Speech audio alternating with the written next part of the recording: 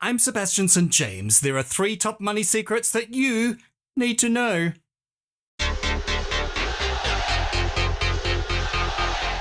If you just had $50,000 to invest, you could make some serious money to pay for your coffees.